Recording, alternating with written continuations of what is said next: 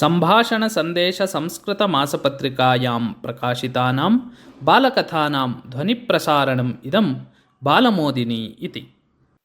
कश्चन पण्डितः सः बहून् ग्रन्थान् अधीतवान् आसीत्। जनाः तस्य ज्ञानं बहुधा प्रशंसन्ति स्म। भगवतः साक्षात्कारः प्राप्तव्यः इति प्रबला इच्छा तस्य। तदर्थं बहुधा प्रयासः कृतः तेन, किन्तु भगवत्साक्षात्कारः तेन न प्राप्तः एव। भगवतः साक्षात्कारं प्राप्तुम् अशक्तस्य मम जीवितेन किम् इति चिन्तयन् सः कदाचित् आत्महत्यार्थं नद्याम् अपतत्। तस्मिन् एव काले कश्चन महात्मा तेन मार्गेण गच्छन् आसीत्। सः तं रक्षित्वा, भोः, आत्महत्या महापापकारी इति किं भवान् न जानाति? किमर्थं भवता आत्महत्यायां मतिः कृता? किं तादृशं घोरं कष्टं भवतः इति अपृच्छत्।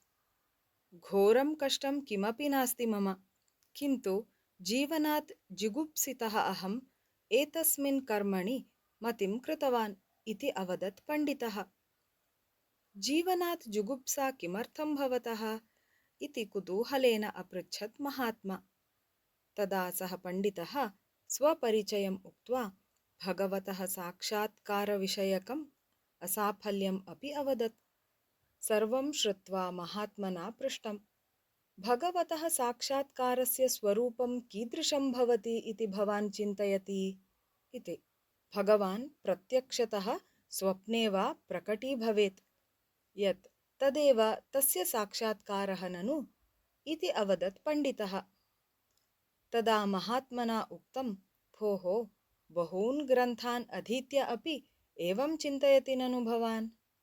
अहो मूढता भवतः!